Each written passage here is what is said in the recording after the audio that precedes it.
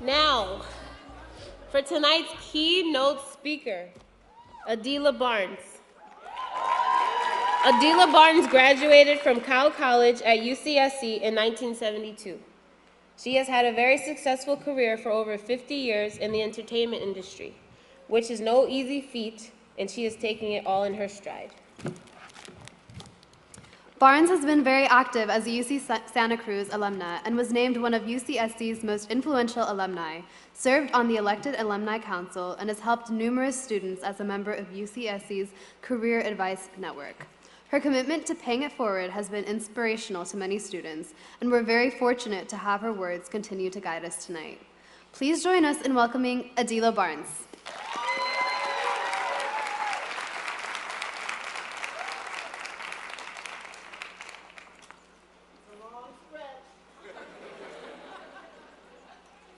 Wow, what a night. And this is a hard act to follow. This is beautiful. I am so delighted to be a part of you this evening. First of all, I want to say what an honor it is to return to campus to deliver our 2018 Black Grad Keynote Address. This makes my third time back to campus this year. I might as well leave a suitcase here. I kicked off the year here in our student production of A Raisin in the Sun by Lorraine Hansberry, portraying the role of Mama. I see that some of our cast and crew are here today. What a wonderful opportunity to work with our current students under the direction of my longtime friend, Mr. Don Williams. Yes, founder of the African American Theater Arts Troupe, ATAT, and Rainbow Theater. I know you're here somewhere, Don, so I just want to give you a shout out and say thank you for all that you have contributed to this campus over 25 years, using theater to guide our students creatively, and in some cases even contributed toward retention. I especially also want to acknowledge Ms. Shante Thomas, yes, and the African American Resource and Cultural Center for your continued commitment to this annual Black graduation ceremony tradition that I understand began in 1975. What an extraordinary accomplishment. Thank you for having me. I would also now like to turn my attention to the reason we are all here, and that is to honor our class of 2018, oh, the lights just came on, African American graduates. This day is all about you. I thought about so many things I wanted to address this evening, but there simply is just not enough time. I finally decided I wanted to keep it real by speaking on the topic, stepping out into the real world, roles and responsibilities of being global citizens in our changing times. And what a time we are living in. As I proudly stand here and look out at you, your families and friends who are particularly proud of you, I see myself mirrored in each of you many years ago. I also tip my hat to those of you who are first-generation graduates. Yes, what a remarkable achievement. You have now raised the bar higher for those who will come after you because you did it. In my case, I was third in my immediate family to earn a college degree. I followed my brother and cousin in their footsteps by example, as your loved ones may now follow you.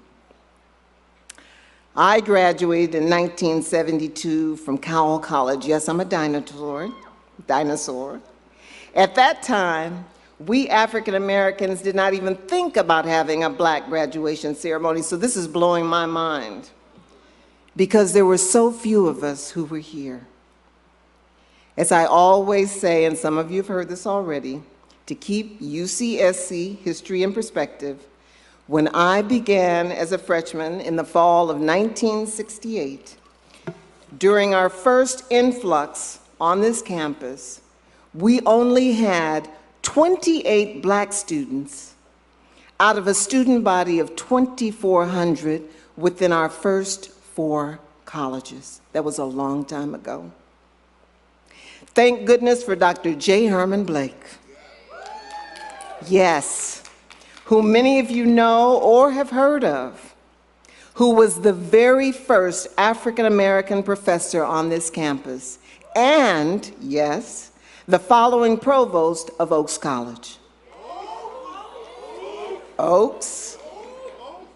Herman was everything to us: our professor, friend, father figure, counselor, disciplinarian, and guide. Meeting him when I was in high school and Project Upward Bound was the reason I chose this campus. 1968 was also the year Merrill College opened its doors. I know. Now, I just looked it up just to see. Our statistics show that we have 694 African American students, comprising 4.1%, in our 10 college population of 16,328. Though percentage-wise still very low, we never envisioned this number of African American students here way back then. Now, a brief history lesson, because you need it.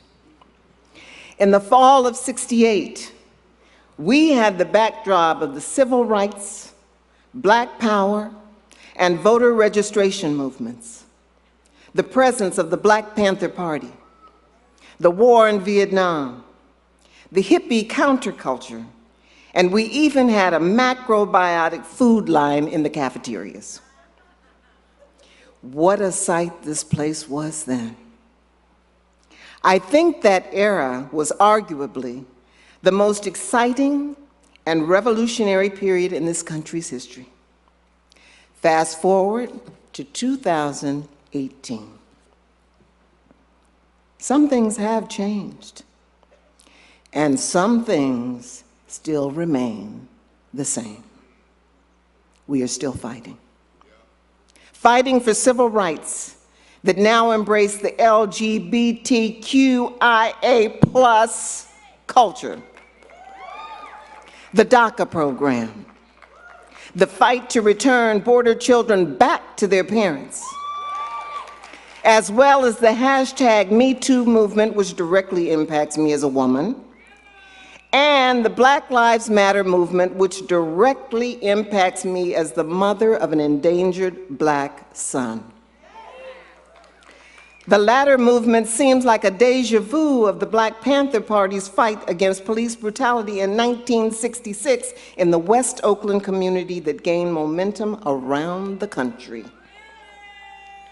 Some things have not changed. Some, however, are changing. Some for the better, and some not for the better.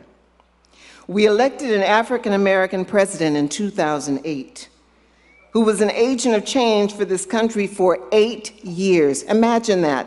There are children, the first 8 years of their lives, they only knew a Black president. That's all they knew. His major legacies around diversity, health care, climate change, and other initiatives will stand over time, regardless of the temporary attempt to unravel many of his contributions to this country and indeed this world. We are now being tested as a country for our moral and constitutional fortitude and fiber in ways we may never, ever have imagined. Fortunately, we now have those who continue to protest including our Parkland High School students in Florida who have become the new students of the 60s. Though a different struggle, they are indeed fighting for their very lives. As much as we are celebrating this moment, we are also applauding you as you take your place in the world, as global citizens in a world that needs healing right now. You have already demonstrated your ability to accomplish one very significant educational goal, and that having been to complete your undergraduate degree. You have been encouraged to think analytically, develop a curious mind, learn for the sake of knowledge, express yourselves articulately, debate when you have needed to, choose majors that you are passionate about, and to question authority when appropriate. UC Santa Cruz has been a springboard for many of you as you have experienced your rites of passage, from perhaps living at home where many decisions were made for you, and now you are being held accountable for your own choices. Parents, trust that your teachings will be lasting as your children become global citizens. Yes, some of us got a little wild during our college days, myself included. But most of us have never forgotten the foundation of our early teachings. Graduates, you are now stepping out into the real world, though it may not always look real, and have the opportunity and challenge to become leaders in our society by applying what you have learned academically and socially. Know that you are much more than young scholars. Your roles and responsibilities that await you also have everything to do with your character. That includes possessing qualities such as honesty, integrity, the ability to stand up for what you believe in, to discern right from wrong, and to make choices that you are proud of. Know that standing up is not without risk, as we have seen throughout history, but it is necessary to foster change, and it is also satisfying to the soul. As a professional actor in Hollywood, I have taken stands at times in my field based on what I believed in. That sometimes has meant making my voice heard because I refused to perpetuate stereotypic roles that would have been seen around the world. Fortunately for me, I prevailed with producers each time. They may not have always liked me in my business, but I have earned their respect for what I believe in. I would much rather be respected than liked. No matter what field you have chosen, there will surely come a time when you too will be tested for what metal you are made of. Know that you always reserve the right to be proactive and to say either yes or no. And that would be regarding conflicting decisions that will surely come your way. Think Colin Kaepernick, who recently gestured for what he stood up for, and at great cost, and you see it got turned around. In 2018, we cannot turn the clock back to the pre-civil rights era, though it does feel like sometimes we are going backwards. However, too many of our ancestors fought and even gave their lives for each of you to have a seat here today. That includes the likes of Sojourner Truth, Frederick Douglass, Harriet Tubman, Fannie Lou Hamer, Dr. Martin Luther King, and some lesser known along the way who risked their lives just to learn to read and write, to take their freedom, and to fight for equality and the vote.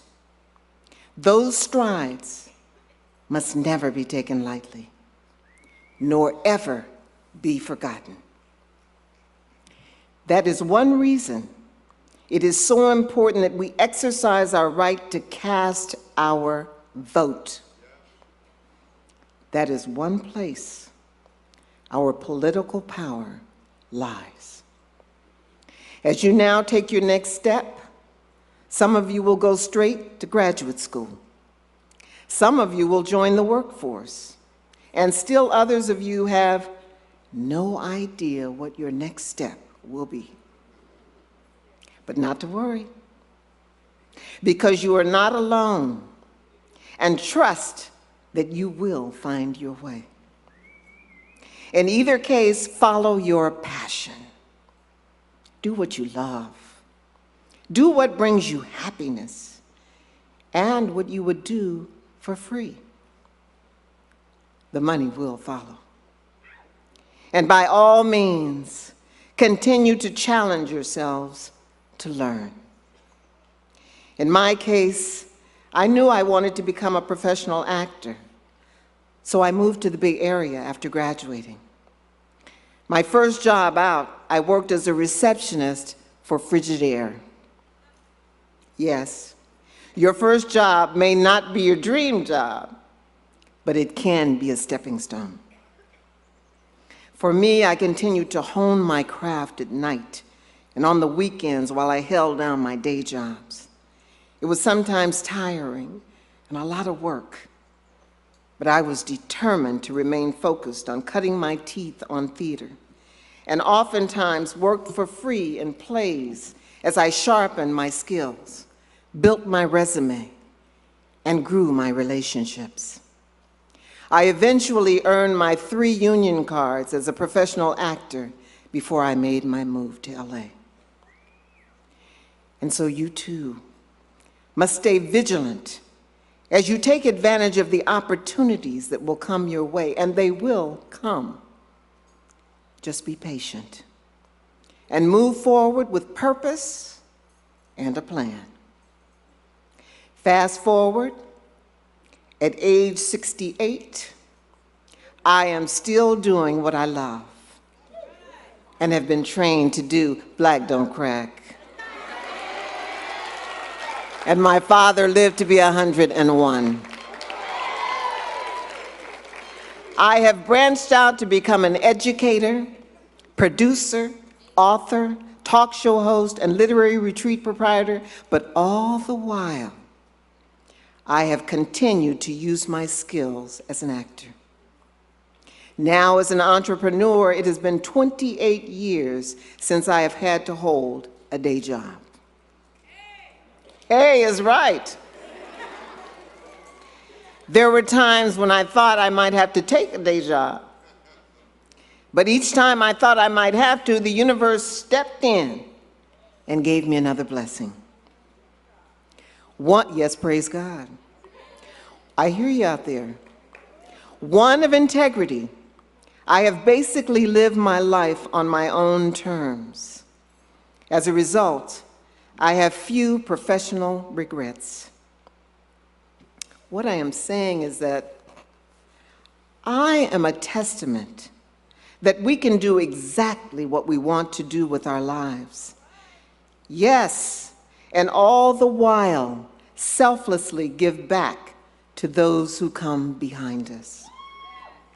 Each one, teach one. And as you reach back, reach forward to identify individuals you respect and whom you also like, whom you may be able to learn from as mentors. Always surround yourselves with those who know more than you, so you can learn from them and be better. And make sure you surround yourselves with those who believe in you and have your best interest at heart. There is absolutely no room for negativity and naysayers if you want to reach your goals. Take a good look at who's giving you advice. So relationships, relationships, relationships. And make time to serve. Find a cause that you believe in and be willing to devote some of your free time to volunteer. It doesn't take much. You may feel as good about giving back as those who will benefit from your giving. More than anything, take good care of yourselves, holistically, intellectually, physically, emotionally, and spiritually. Find balance in your lives. Work hard and play hard. Journal to chronicle your feelings and experiences. Love yourselves personally and culturally, and value who you are, because there is no one else like you. Dream big. Don't sweat the small stuff. Give gratitude every day, and more will be given to you. You each have a calling. That is why you're here. By being obedient, you will leave your own special mark behind. Remember the little dash between our birth dates and the day we leave this planet symbolize what we did with our lives. And that goes for all of us. It is never too late to go back to school, follow our dreams, and even change the direction of our lives. A seeming little tiny dash. Make sure your dash honors and reflects your life's work and leaves an indelible mark as the global citizens you already are. Thank you.